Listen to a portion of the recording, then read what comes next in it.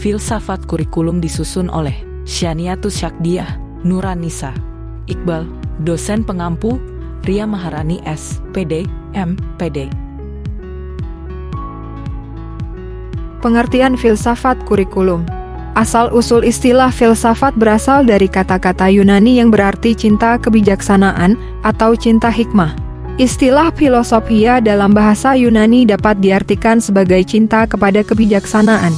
Dalam bahasa Indonesia, filosofia identik dengan filsafat, sehingga orang yang mencintai kebijaksanaan disebut filosof. Berfilsafat merupakan kegiatan berpikir manusia yang memiliki peran penting dalam menemukan dan menentukan eksistensinya.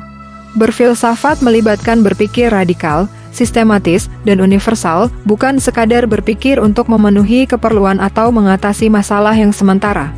Kurikulum, menurut Undang-Undang Nomor 20 Tahun 2003, adalah seperangkat rencana dan peraturan tentang isi dan bahan pelajaran serta cara pengajarannya.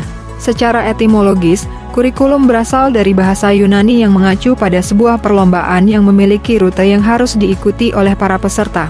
Pengertian filsafat kurikulum adalah gagasan atau konsep dasar yang menjadi landasan dalam perencanaan, pengembangan, dan pelaksanaan kurikulum dalam pendidikan. Ini mencakup tujuan, nilai-nilai, dan prinsip yang mendasari seluruh aspek pengembangan kurikulum.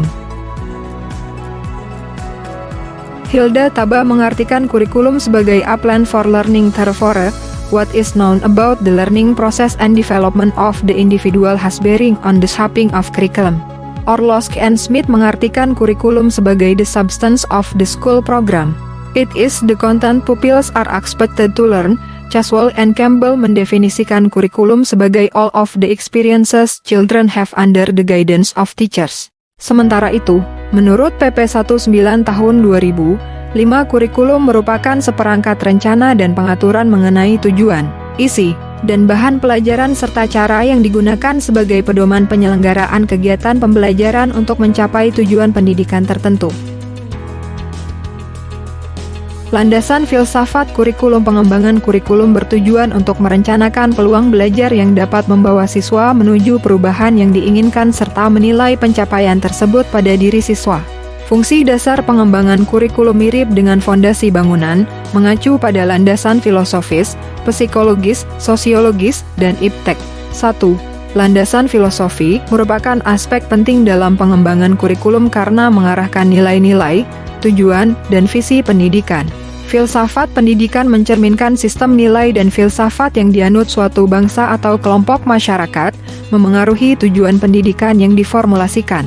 2. Landasan psikologi. Psikologi perkembangan dan belajar menjadi acuan dalam menentukan bagaimana perilaku siswa dikembangkan. Psikologi belajar mempelajari proses belajar, sementara psikologi perkembangan memperhatikan perkembangan individu. 3. Landasan sosiologi mengarahkan kajian kurikulum pada aspek masyarakat, kebudayaan, dan struktur sosial. Landasan sosiologis menekankan pentingnya memahami konteks sosial dalam pembelajaran, serta peran pendidikan dalam reproduksi sosial dan pembentukan identitas. 4. Landasan iptek mempertimbangkan kemajuan ilmu pengetahuan dan teknologi dalam pengembangan kurikulum. Ini termasuk menyusun materi pembelajaran yang relevan dengan perkembangan sains dan teknologi terkini, serta memperkenalkan siswa pada penggunaan teknologi terbaru untuk mendukung pembelajaran. Aliran filsafat kurikulum 1. Idealisme, aliran filsafat yang diperkenalkan oleh Plato, yang menekankan pada nilai-nilai yang tetap dan tidak berubah dari generasi ke generasi.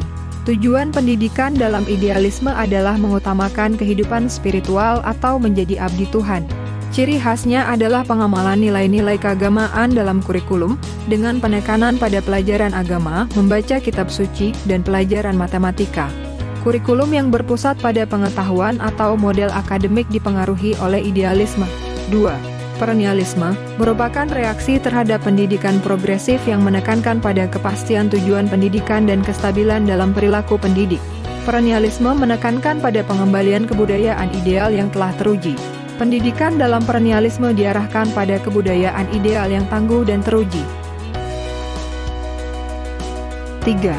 Realisme, aliran yang menekankan pada dunia fisik dan dunia ruhani, serta membagi realitas menjadi subjek dan objek pengetahuan manusia.